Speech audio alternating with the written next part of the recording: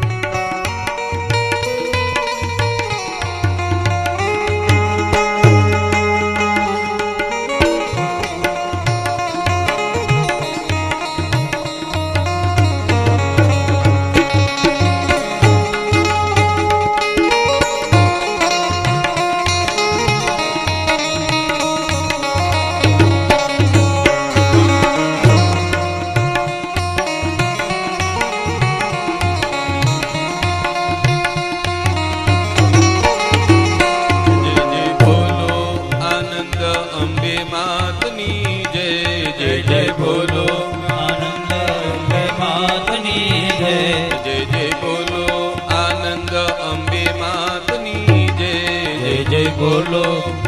आनंद अंबे मातनी जय जय जय बोलो आनंद अंबे मातनी जय जय जय बोलो आनंद अंबे मातनी जय जय जय बोलो आनंद अंबे मातनी जय जय जय बोलो आनंद अंबे मातनी जय जय जय बोलो आनंद अंबे मातनी જય બોલો આનંદ અંબે માતની જય જય જય બોલો આનંદ અંબે માતની જય જય જય બોલો આનંદ અંબે માતની જય.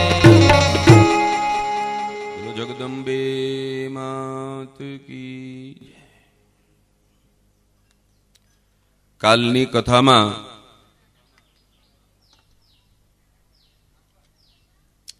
આપણે માં વૃંદા કહેતા તુલસીનું ચરિત્ર જોયું.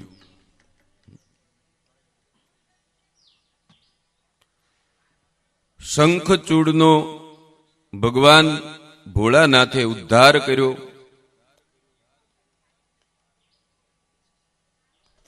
ભગવાન નારાયણના આપેલા ત્રિશુલથી. ત્યાં સુધીની આપણે કથા જોઈ. આજના દિવસની જે કથા છે એ વેદ માતાની છે, માં ગાયત્રીની છે, એટલે કે સાવિત્રીની. પ્રકૃતિની કળાના જે મુખ્ય 5 અંશો છે એમાંથી ભગવાન નારાયણે પોતે જ આ કથાઓ કહેલી છે. નારદજી ભગવાનને પ્રશ્ન કરે છે કે હે પ્રભુ, હે ભગવાન,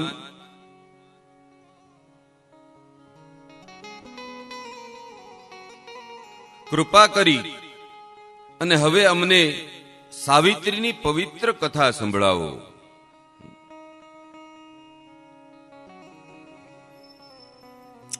ભગવાન નારાયણ કહે છે કે હે નારદજી, આપ એ સાવિત્રીની કથા પણ સાંભળો કે સર્વપ્રથમ ભગવાન બ્રહ્માજીએ વેદ માતા ગાયત્રીની પૂજા કરી હતી. અને વેદ માતા ગાયત્રી એ જ સાવિત્રી છે.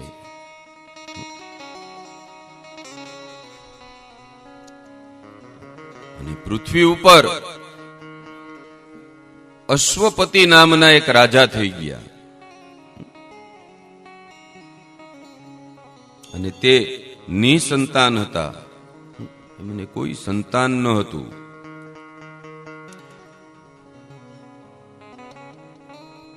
એના કારણે એને વિચાર કર્યો કે હવે મારે આ જીવન છે એ તપમાં ગાળવું જોઈએ અને પુષ્કર ક્ષેત્રમાં જઈશ.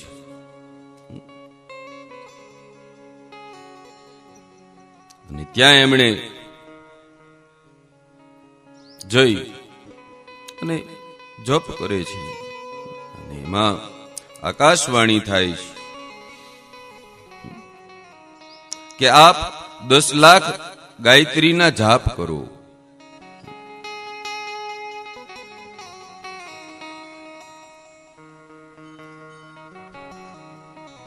ગાયત્રીનું મહત્વ ખૂબ છે.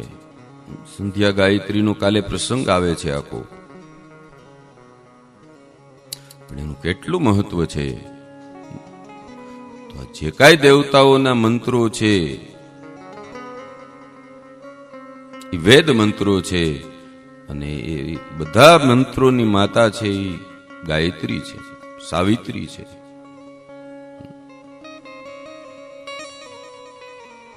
અને આકાશવાણી થઈ. અશ્વપતિએ એ સાંભળ્યું તો બેઠો બેઠો વિચાર કરે છે આ અશ્વપતિ રાજા કે મને આકાશવાણી તો સંભળાણી, પણ હું શું કરું? 10 લાખ ગાયત્રી મંત્રના જાપ કરું કે ન કરું? આકાશવાણી થઈ છે તો મારે તો કરવા જોઈએ, પણ કેવી રીતે કરવા? થોડો સમય ગયો તો ત્યાં ફરતા ફરતા પારાશરજી આવે છે, ઋષિ પારાશર. અને એમણે રાજા અશ્વપતિને સમજાવ્યો. અશ્વપતિ એને વાત કરે છે આવી રીતે છે, હું નિસંતાન છું અને હું અહીં પુષ્કર ક્ષેત્રમાં આવતો રહ્યો છું. કઈ હું જપ તપ કરું અને જીવન પૂર્ણ કરું, પણ આવી રીતે મને આકાશવાણી સંભળાણી. અને ત્યારે પારાશરજી એને કહે છે કે હે રાજન, ગાયત્રી મંત્ર એટલો પવિત્ર છે કે એનો જો એક વખત જાપ કરવામાં આવે ને તો આખા દિવસના પાપોનો નાશ કરે છે.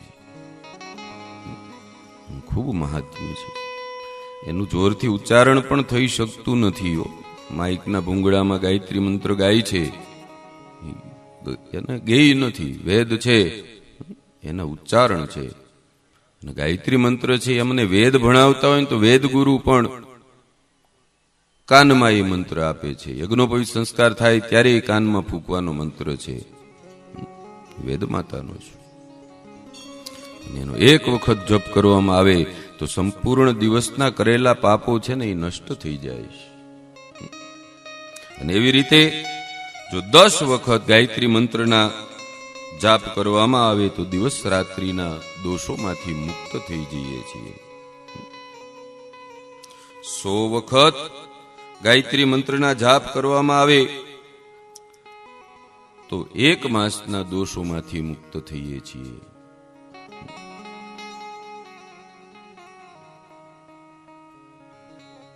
અને 1000 વખત ગાયત્રી મંત્રના જાપ કરવાથી 1 વર્ષના પાપો નષ્ટ થઈ જાય છે. ગાયત્રી મંત્રના 1 લાખ જાપ કરવામાં આવે તો જન્મના સમસ્ત પાપો છે ને એનું દહન થઈ જાય છે. બધા દોષોમાંથી માનવી મુક્ત થઈ જાય છે. 1 કરોડ ગાયત્રી મંત્રના જાપ કરવામાં આવે તો જન્મ જન્માંતરોના પાપોનો નાશ થાય. એટલો પરમ પવિત્ર ગાયત્રી મંત્ર છે. પરાશરજી કહે છે કે હે અશ્વપતિ, એટલા માટે આકાશવાણીને માની અને હે રાજન, હે અશ્વપતિ, આપ ગાયત્રીના 10 લાખ જાપ કરો, એનો આપને પૂર્ણ પ્રભાવ મળશે જ, ચોક્કસપણે મળે. રાજા અશ્વપતિએ 10 લાખ ગાયત્રીના જાપ કર્યા અને પરિણામ સ્વરૂપ માં ભગવતી સાવિત્રી ગાયત્રી એની સન્મુખ પ્રગટ થયા. અને માતા સાવિત્રીએ કહ્યું કે મહારાજ, હું જાણું છું કે આપના મનમાં શું છે, આપની ઈચ્છા શું છે. આપના પત્ની શું ઈચ્છે છે. આપની સાધ્વી પત્ની એક કન્યાની કામના રાખે છે અને આપ પુત્રની કામના રાખો છો, અને આપની આ બંને ઈચ્છાઓ પૂર્ણ થઈ જશે, એવા હું આપને આશીર્વાદ આપું છું. અને માતા સાવિત્રી બ્રહ્મલોકમાં જાય છે આટલું અશ્વપતિને કહીને. અને રાજા અશ્વપતિ પોતાના ઘરે પાછો આવે છે અને ભગવતીની કૃપાથી એમને ત્યાં કન્યા પ્રાપ્ત થઈ છે, કન્યાનું પ્રાગટ્ય થયું છે. અને રાજા અશ્વપતિએ એમનું નામ આ ગાયત્રી સાવિત્રી ઉપરથી જ સાવિત્રી પાડ્યું છે. અને એ કન્યા દિવસે દિવસે વધવા લાગી છે. શુક્લ પક્ષના ચંદ્રમા જેવી રીતે વધે છે એ પ્રમાણે કન્યા વધવા લાગી છે.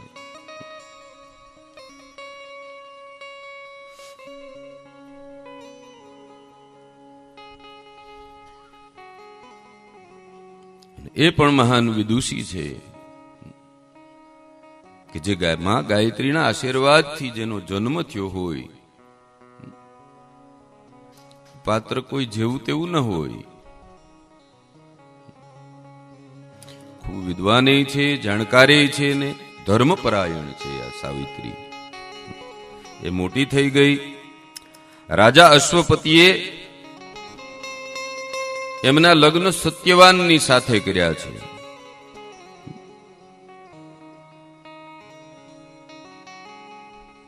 સત્યવાન સાથે એમના વિવાહ સંપન્ન કર્યા અને સમય વીતતો જાય છે. 1 વર્ષ પૂર્ણ થયું.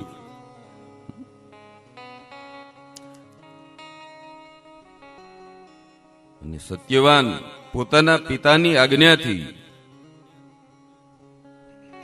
એક દિવસ ફળ અને લાકડા લેવા માટે જંગલમાં જાય છે.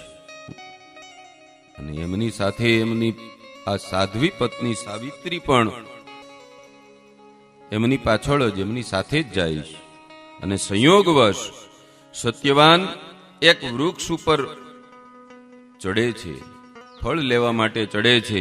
એ વૃક્ષ ઉપરથી એ નીચે પડી જાય છે.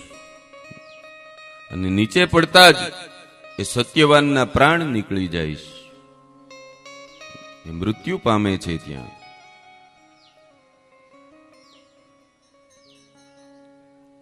અને જેવું એનું મૃત્યુ થાય તો તુરંત યમરાજા છે ને એનો જીવ લેવા માટે ત્યાં આવે છે. અને જીવને લઈ અને યમરાજા ત્યાંથી આગળ નીકળે છે તો સાવિત્રી પણ એમની પાછળ પાછળ જાય. અને સાવિત્રીને પાછળ આવતી જોઈ અને યમરાજા એને કહે છે કે હે સાવિત્રી, માનવ શરીર ધારણ કરી અને તું આ કઈ બાજુ આવે છે? મારી પાછળ આવતી હોય તો આ માનવ શરીરથી ન આવી શકે. તું જો મારી સાથે આવવું જ હોય તો તારે પહેલા તારા આ શરીરનો ત્યાગ કરવો પડશે, ત્યાર પછી તું મારી સાથે આવી શકીશ. આવી રીતે યમરાજા સાવિત્રીને કહે છે.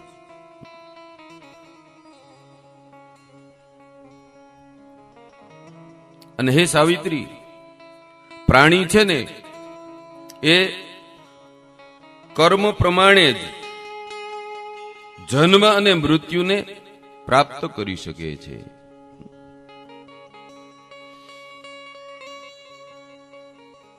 અને પછી સાવિત્રી આ ધર્મરાજાને યમરાજાને પ્રશ્નો કરે છે. એનો ખૂબ સુંદર સંવાદ છે. એની નાની એવી ઉંમર છે સાવિત્રીની, પણ એનું જ્ઞાન જુઓ, કેમ કે ધર્મપરાયણ છે.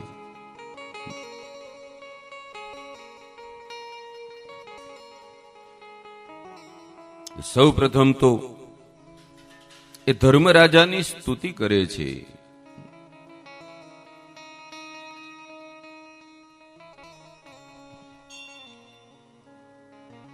ધર્મરાજાની પ્રાર્થના કરે છે. અને ત્યાર પછી ધર્મરાજાને પ્રશ્ન કરે છે, પૂછે છે, હે મહારાજ, કૃપા કરી અને મને બતાવો કે કર્મ શું છે? દેહ કોણ છે? આ શરીર છે એ કોણ છે?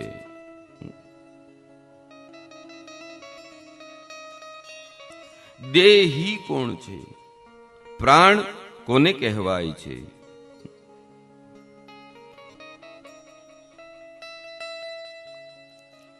આના નિયંત્રણોનું સંચાલન કરવા વાળા કોણ છે?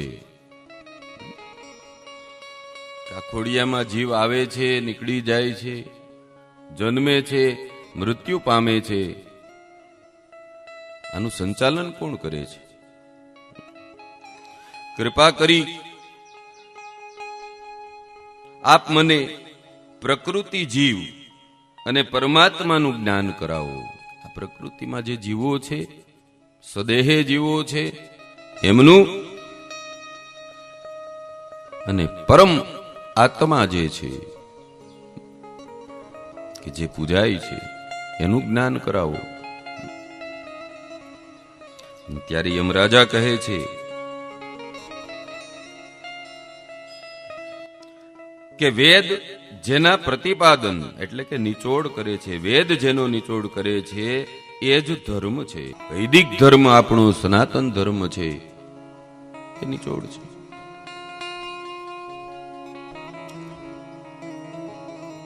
એમ તો ઘણા બધા નિયમો બતાવ્યા છે ધર્મના. આપણે મૂળ કથા ઉપર ચાલીએ છીએ એટલે હું બહાર નહીં નીકળું, પણ એવી સહેલી ભાષામાં તો મેં કર્યું જ છે કે લગભગ બધાને સમજાઈ જાય. તો વેદમાંથી જે નિચોડ નીકળે છે એ જ ધર્મ છે, અને એ જ આ પૃથ્વીને ધારણ પણ કરે છે. દેવતાઓની નિષ્કામ ભાવથી સેવા કરવી એ જ ભક્તિ કહેવાય છે. સકામ નહીં, નિષ્કામ. એની પાછળ આપણી કોઈ અપેક્ષા ન હોય, એ નિષ્કામ કર્મ છે. જેની પાછળ આપણી અપેક્ષાઓ હોય છે, ઉદાહરણમાં માનતા આપણે કરીએ, એ સકામ કર્મ છે.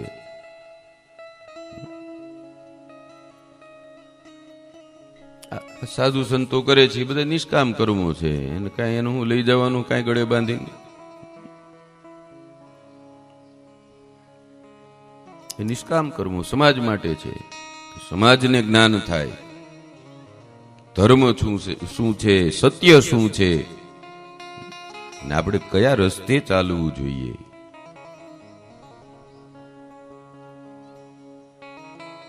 મારા તમારા બધાના અહોભાગ્ય છે કે આપણે મૂળ દેવી ભાગવત સાંભળીએ છીએ. આ લગભગ ન મળે સાંભળવા ક્યાંય, કે બહુ માથાકૂટ વાળું છે, સમજાવવું અઘરું છે પાછું. અને મૂળ દેવી ભાગવત ઉપર ચાલીએ એટલે ખાલી કથા લેવી પડે. અમે કઈ દાખલા દૃષ્ટાંત કે બીજું કઈ ન લઈ શકીએ. બહુ તો માતાજીનો રાસ લઈએ, કંટાળો ન આવે એટલે.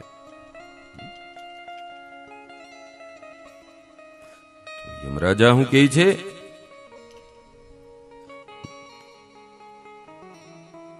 કે નિષ્કામ કર્મ હોવું જોઈએ, સકામ નહીં. અને દેવતાઓની નિષ્કામ ભાવથી, એની પાસેથી કોઈ અપેક્ષા રાખીને એની સેવા પૂજા ન કરાય. નિષ્કામ ભાવથી હોવી જોઈએ, અંતરાત્માથી હોવી જોઈએ. ભાગ્યમાં છે એ દેશે જ, અને માગો તો આપે છે, એમાં કોઈ બેમત નથી. પણ એ જરૂરિયાત નથી, કેમ કે આપણું જે જીવન છે એ કર્મ પ્રમાણે જ ચાલવાનું છે. સમજાય ને? માટે આ યમરાજા કહે છે કે દેવોની પૂજા છે, દેવોનું યજન છે, ના વ્રત ઉપવાસ આદિક છે, એ નિષ્કામ હોવા જોઈએ. નિષ્કામ ભક્તિ હોવી જોઈએ, સકામની. જપ તપ અનુષ્ઠાન યજ્ઞ યાગાદિક નિષ્કામ ભાવથી સેવા કરવામાં આવે એને ભક્તિ કહેવામાં આવે છે. ભક્તો છે એ બધા નિષ્કામ જ હોય હંમેશા. એના અસંખ્ય દાખલાઓ છે. અને આપણા મનને, બોલો જગદંબા માત કી જય. તો આમ યમરાજા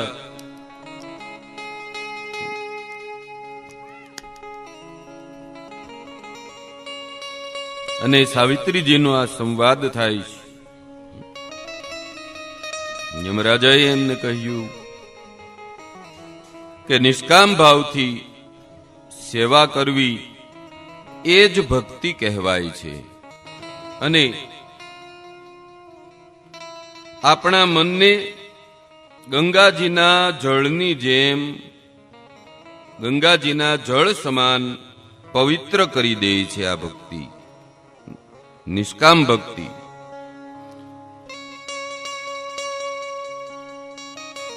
આ ઉપરાંત જન્મ મૃત્યુના ચક્રમાંથી મુક્ત કરાવી દે છે, અને એ ભક્તિ જ કરાવી શકે. એના સિવાય જન્મ મરણનું ચક્ર છે એ પૂરું નથી થતું.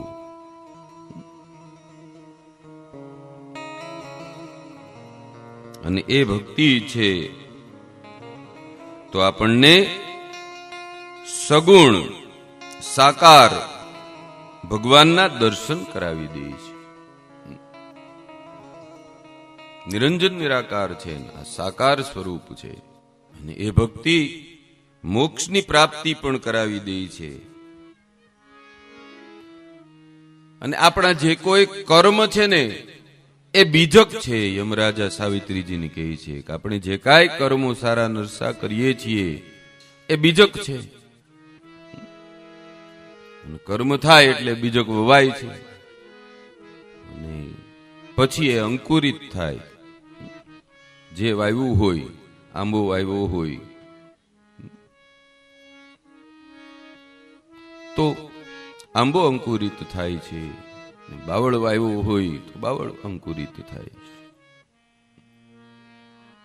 જે બીજક વવાણું હોય કર્મનું એ અંકુરિત થાય અને પછી એ મોટું થઈ અને ફળ પ્રદાન કરે છે. ફળ કે કાંટા એ કર્મ પ્રમાણે છે.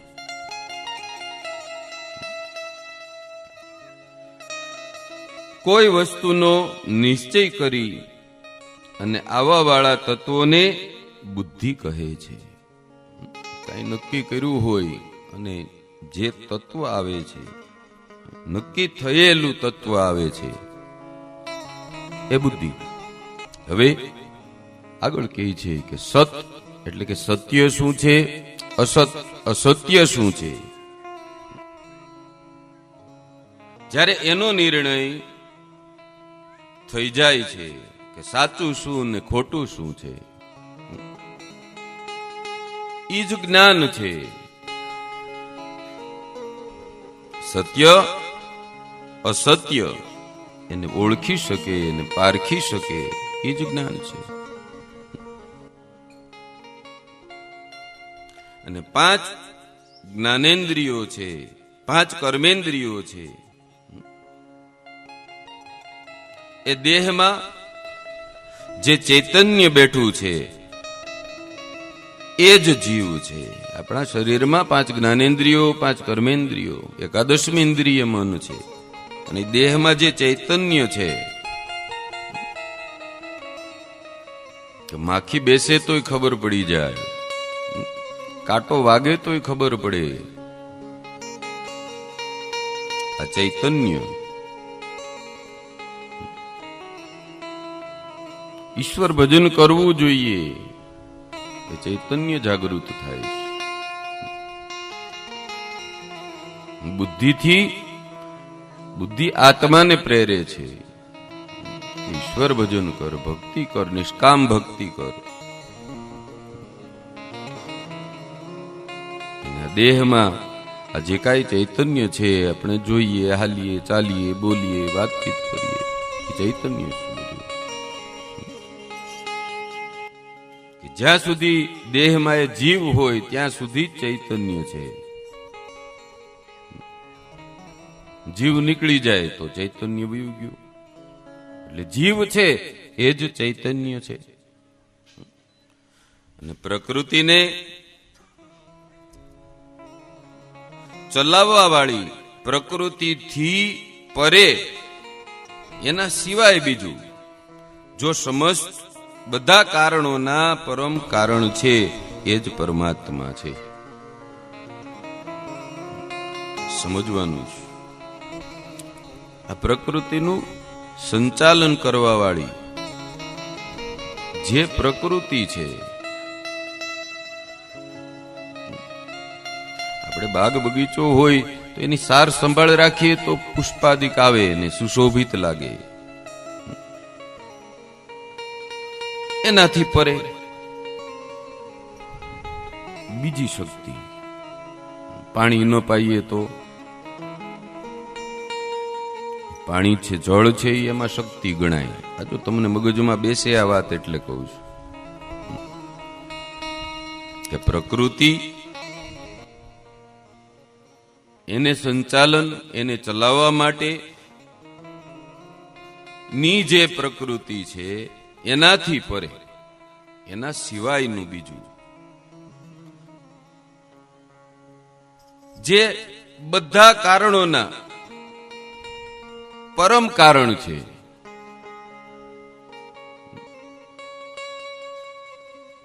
જે આ જગતનું સંચાલન કરે છે એ જ પરમાત્મા છે.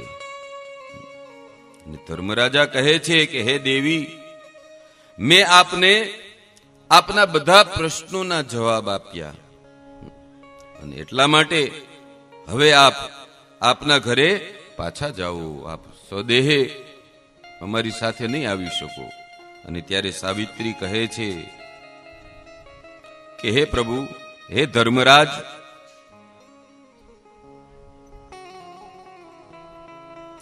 આપ તો જ્ઞાનના અથાગ સાગર છો, આપ તો પરમ જ્ઞાની છો. હું આપને છોડીને અત્યારે નહીં જઈ શકું. આપ મારા પતિનો જીવ લઈને જાઓ છો અને આ સમયે હું આપને નહીં છોડું. એ જીવનું નથી કીધું, યમરાજાને કહીશ કે હું આપને નહીં છોડી શકું. કૃપા કરી અને મને આપ મારા બીજા થોડા પ્રશ્નોના જવાબ આપો. અને સાવિત્રીજી આ યમરાજાને પ્રશ્ન કરે છે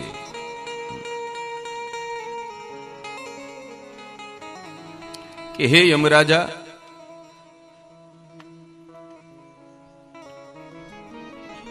એવા બીજા કયા કર્મો છે કે જેનાથી સ્વર્ગની પ્રાપ્તિ થાય છે,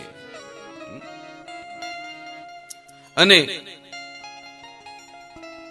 કેવા કર્મો છે કે જેનાથી નરકની પ્રાપ્તિ થાય છે, અને કયા કયા કર્મોથી વ્યક્તિ કેવા કેવા દુઃખો ભોગવે છે. નરક કેટલા પ્રકારના છે અને પ્રાણી ક્યુ પાપ કરવાથી ક્યાં નરકમાં જાય છે અને ત્યાં કેટલા દિવસો રહે છે. કૃપા કરી અને મારા આ પ્રશ્નોના જવાબ આપો. અને સાવિત્રીજીની આ વાત સાંભળી યમરાજાને એમ થાય છે, ધર્મરાજાને એમ થાય છે કે 12 વર્ષની આ દીકરી, એના મનમાં આટલા અદ્ભુત પ્રશ્નો. આ મહાન છે, મહાન જ્ઞાની છે, કેમ કે ઈ ગાયત્રીના અંશ સ્વરૂપ આ સાવિત્રીજી છે. અને યમરાજા કહે છે સાવિત્રીજીને કે હે બેટી, તમારું આયુષ્ય તો માત્ર 12 વર્ષનું છે, પણ તમારું જ્ઞાન મોટા મોટા જ્ઞાનીઓ સમાન છે. તું સાક્ષાત ભગવતી સાવિત્રીની કળાથી ઉત્પન્ન થઈ છો અને એટલા માટે હું તમારા ઉપર પ્રસન્ન છું. આ જે પ્રશ્નો કર્યા છે આવડી ઉંમરમાં, કે આવા વિચારો પણ ના આવે. અને હું હે સાવિત્રી આપના ઉપર પ્રસન્ન છું, જે ઈચ્છા હોય એ વરદાન માગી લે. અને ત્યારે સાવિત્રીજી કહે છે કે હે પ્રભુ, હે યમરાજ, હે ધર્મરાજ, મને 100 પુત્ર પ્રાપ્ત થાય તથા સાથે જ મારા પિતાને પણ 100 પુત્રો પ્રાપ્ત થાય. અને ત્રીજું, મારા સસરાને આંખોમાં જ્યોતિ આવી જાય, એની આંખો નિસ્તેજ છે, એમાં જ્યોતિ આવી જાય. અને અંતિમ વરદાન એ પણ આપો કે હું 1,00,000 વર્ષનું આયુષ્ય મારા પતિ સત્યવાનની સાથે સુખ પ્રાપ્ત કરી અને અંતમાં ભગવાન શ્રી હરિના લોકને પ્રાપ્ત કરું. ઓહો, શું બાકી રહીએ? આ બધું યમરાજાને આપવું પડ્યું. એવા પરમ જ્ઞાની છે, એની શું ભક્તિ હશે, અને ભક્તિની આ શું તાકાત છે કે એના પતિના જીવને છોડાવી લીધો. એને તો છોડાયો, પણ પોતાના માવતરિયાને પણ તારી દીધા. કે 1 પુત્ર ને 1 દીકરી, એની જગ્યાએ 100 પુત્રોની માગણી કરી છે. આ ભક્તિની તાકાત છે, એ નિષ્કામ ભક્તિની તાકાત છે. અને ત્યારે યમરાજાએ સાવિત્રીજીને એમના વરદાન તો આપ્યા, અને પછી વરદાન આપ્યા પછી સાવિત્રીના પ્રશ્નોના જવાબ પણ યમરાજા આપે છે અને કહે છે કે હે દેવી, હે સાવિત્રી, તમે ધ્યાનપૂર્વક સાંભળો. કર્મ બે પ્રકારના હોય છે, એક પાપ છે અને બીજું પુણ્ય છે. અષ્ટાદશ પુરાણેષુ વ્યાસસ્ય વચનદ્વયમ પરોપકારાય પુણ્યાય પાપાય પરપીડનમ.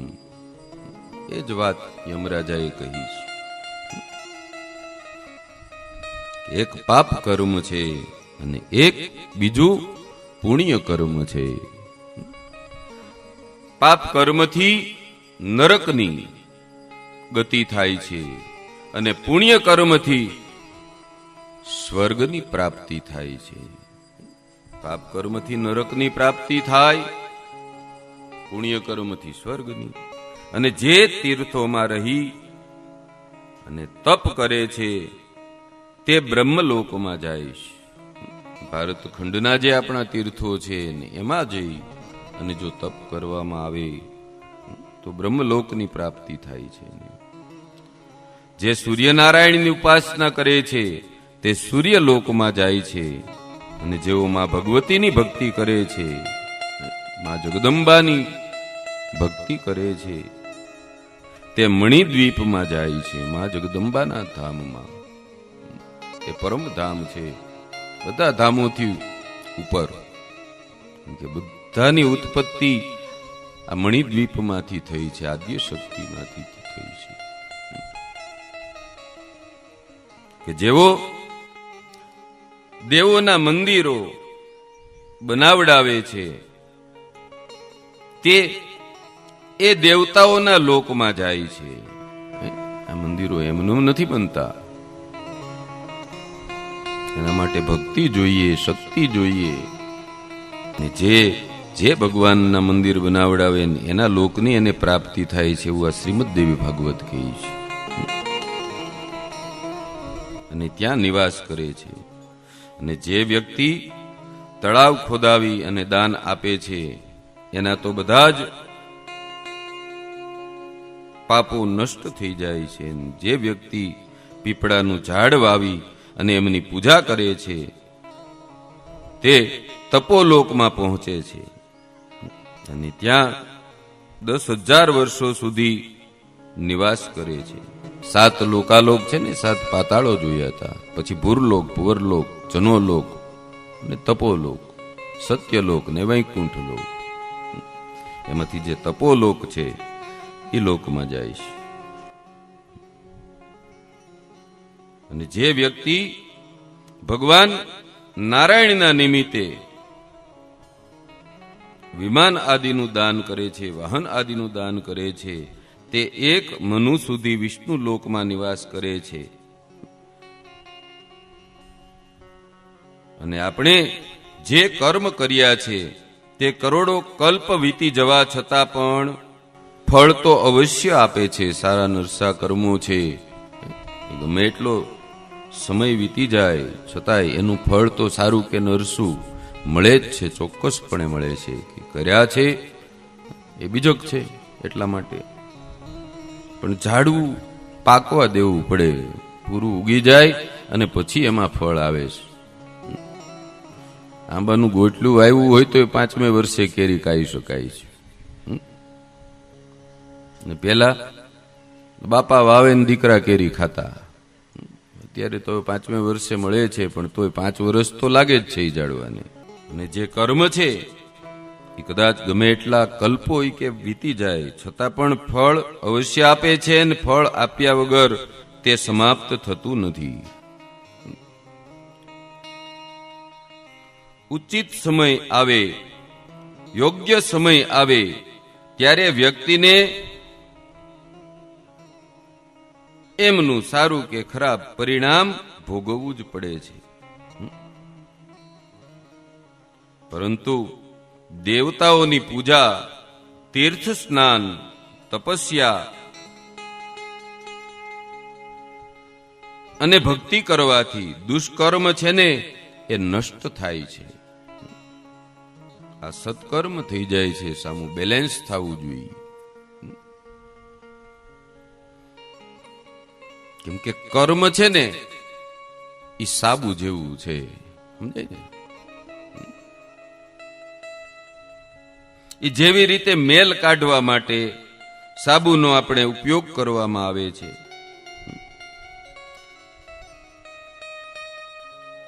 એ જ પ્રકારે આંતરિક ઋણને શુદ્ધ કરવા માટે નિષ્કામ કર્મ કરવું જોઈએ. અને એનાથી અંતઃકરણ છે એ શુદ્ધ થાય છે. અંતઃકરણ એ પવિત્ર બને છે અને વ્યક્તિ મોક્ષનો અધિકારી બની જાય છે. સાવિત્રીજીને પાછો પ્રશ્ન થાય છે. યમરાજાને કહે છે કે હે યમદેવ, આપ કૃપા કરીને બતાવો કે કયા કર્મોથી મનુષ્ય સ્વર્ગ આદિ લોકમાં પ્રવેશ કરે છે. ત્યારે યમરાજા કહે છે કે હે દેવી, હે સાવિત્રીજી, એ પણ આપ સાંભળો કે જે વ્યક્તિ બ્રાહ્મણને અન્નનું દાન કરે છે તે અનંત દિવસો સુધી શિવલોકમાં વાસ કરે છે.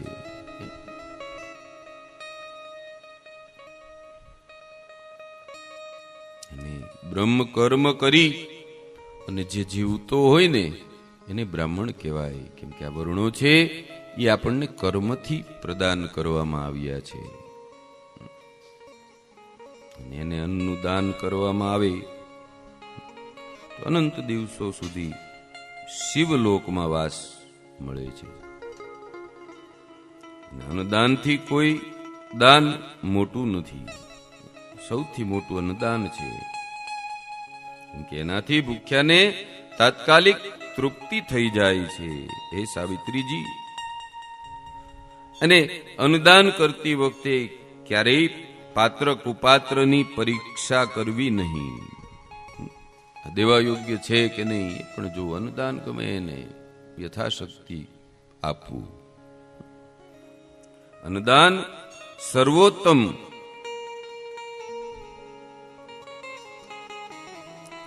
અધિકારી કોણ છે એ સંદર્ભમાં શિવ પુરાણ પણ કહે છે કે અન્નસ્ય ક્ષુદિતમ પાત્રમ, કે ભૂખ્યો જ અન્નદાનનો સર્વોત્તમ અધિકારી છે. કે અન્નસ્ય ક્ષુદિતમ પાત્રમ, આ શિવ પુરાણ કહે છે કે ભૂખ્યાને જ અન્નદાન સર્વોત્તમ છે અને ભૂખ્યો જ અન્નદાન લેવાનો સર્વોત્તમ અધિકારી પણ છે. તો આ દાનાદિકનું મહત્વ છે યમરાજા સાવિત્રીજીને સમજાવે છે. આગળ કહે છે કે શાલિગ્રામની મૂર્તિનું જો દાન કરવામાં આવે તો દાન કરનારને વૈકુંઠની પ્રાપ્તિ થાય છે. વૈકુંઠમાં જઈને વસે છે. જે વ્યક્તિ પૂર્ણિમાની રાત્રે દેવ ઉત્સવ કરે છે એ જીવન મુક્ત થઈ જાય છે. બ્રહ્મ કર્મ કરીને જીવતો હોય એને બ્રાહ્મણ કહેવાય. અને એની કન્યાના જો વિવાહ કરાવી આપે તો એ ઇન્દ્રના પદને પ્રાપ્ત કરે છે. આ કર્મના ફળ છે. ક્યુ કર્મ કરવાથી કેવા ફળની પ્રાપ્તિ થાય છે. યમરાજા આ સાવિત્રીજીને આગળ સમજાવે છે આમાં કે જે વ્યક્તિ શિવરાત્રીનું વ્રત કરે છે અને શિવની ઉપાસના કરે છે શિવરાત્રીની, એ 100 મન્વંતર સુધી શિવલોકમાં રહે છે. શિવમય જેનું જીવન હોય, શિવરાત્રીના જો ઉપાસના કરવામાં આવે તો શિવરાત્રીનું મહાત્મ્ય ખૂબ બતાવ્યું છે. શિવરાત્રીમાં શિવલિંગ ઉપર બિલીપત્ર ચડાવવામાં આવે પણ તો જેટલા પણ બિલીપત્ર હોય એટલા વર્ષો સુધી એ શિવલોકમાં એ જીવને વાસ મળે છે. જોકે અંતે તો જીવ શિવમય જ થવાનો છે. આપણે મૂળ દેવી ભાગવત લઈએ છીએ એટલે આ બધી કથા એમાં આ બધી વાત આવે છે. કથાકારો છે એ લઈ ન શકે, કેમ કે મજા ન આવે ને, એની જગ્યાએ ગીત ને ભજન ને કઈક ફિટ કરી નાખવું પડે. પણ આ તો પરમ જ્ઞાનનો ગ્રંથ છે. ચારે વેદનો નિચોડ છે ને, વેદ વ્યાસજીએ આ શ્રીમદ દેવી ભાગવતમાં જ ઉતાર્યો છે. એક જ પુરાણ એવું છે કે એની સામે બાકીના 17 મૂકો મહાભારત સહિત તો આનો એકનો વજન સમાન થાય એટલું પાવનકારી છે. આમાં બધા અંગોને આવ્યા છે. આપણે કથાઓ જોઈ, માતાજીના ચરિત્રો જોયા, આખ્યાનો જોયા. આજે આ સાવિત્રીજી છે કે જે માં ગાયત્રી સાવિત્રીના અંશમાંથી ઉત્પન્ન થયા છે, એનો અને યમરાજાનો આ સંવાદ છે કે આ જગતના બે મહાન પાત્રો છે.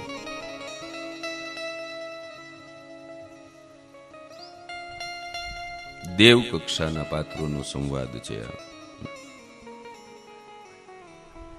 અને આ જે મૃત્યુલોકમાં જીવ આવે છે, એ મૃત્યુલોકમાં સાવિત્રીજી અવતર્યા, સત્યવાન સાવિત્રી. ત્યારે યમરાજા મૃત્યુલોકના નિયમો છે એ બતાવે છે. અને મા મહિના દરમિયાન શિવની જો પૂજા કરવામાં આવે તે એ અનેક યુગો સુધી શિવલોકમાં વાસ કરાવે છે. માઘ માસનું પણ મહાત્મ્ય એટલું છે જેમ શ્રાવણ માસનું છે એમ.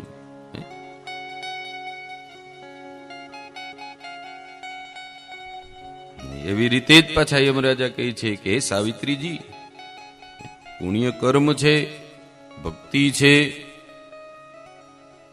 અને સત્કર્મો છે, એમાં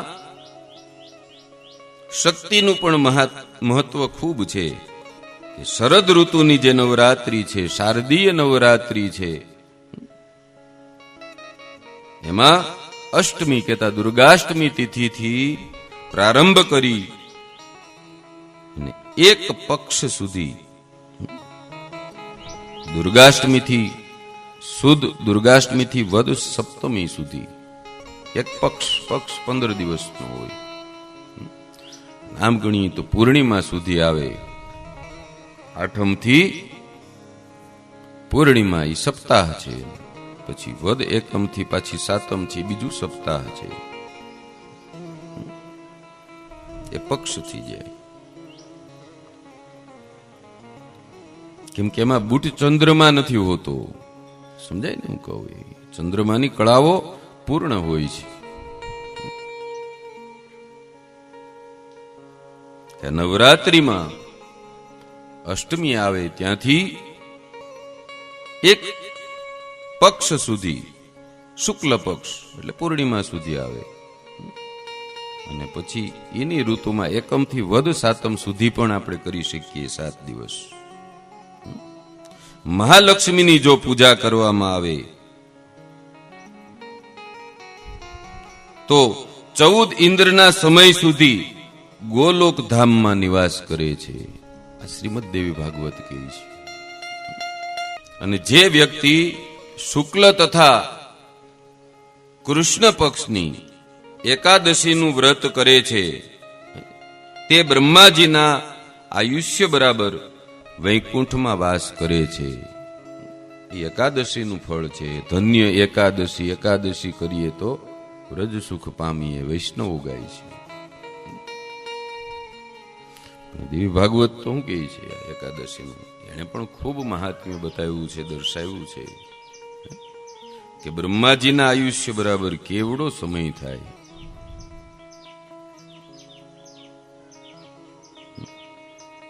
આપણું 1 વર્ષ એનો 1 દિવસ છે, ગણતરી કરી લેવાની. આવ્યું હતું ને કથામાં આગળ જ મેં કીધું છે આપને. અને ત્યાર પછી એ જીવ છે ને પાછો ભારત ભૂમિમાં જન્મ લે છે. તો આમ જ્યેષ્ઠ માસની કૃષ્ણ પક્ષની ચતુર્દશી કહેતા 14 ના દિવસે સાવિત્રીની પૂજા કરવી ને વડ સાવિત્રી પૂર્ણિમાએ વડમાં વડ પૂજન કરવું. ઓલી માત્ર સાવિત્રીની પૂજા છે. વડ સાવિત્રી વ્રત જે હોય છે એ પૂર્ણિમાનું આવે છે, એમાં વડમાં પૂજા થાય છે. અને એને મહિનાની વદ જે 14 આવે છે તે દિવસે સાવિત્રીજીનું સ્થાપન કરી અને એની જો પૂજા કરવામાં આવે તો 7 મન્વંતર સુધી બ્રહ્માજીના લોકમાં આનંદ કરે છે. અને સૌથી મોટી વાત યમરાજા કહે છે કે જે ભગવાનના નામનું કીર્તન કરે છે કે બીજા પાસેથી કીર્તન કરાવે છે, તે જેટલા નામ જાપ કરે છે એટલા 1000 વર્ષો સુધી વિષ્ણુ લોકમાં વસે છે.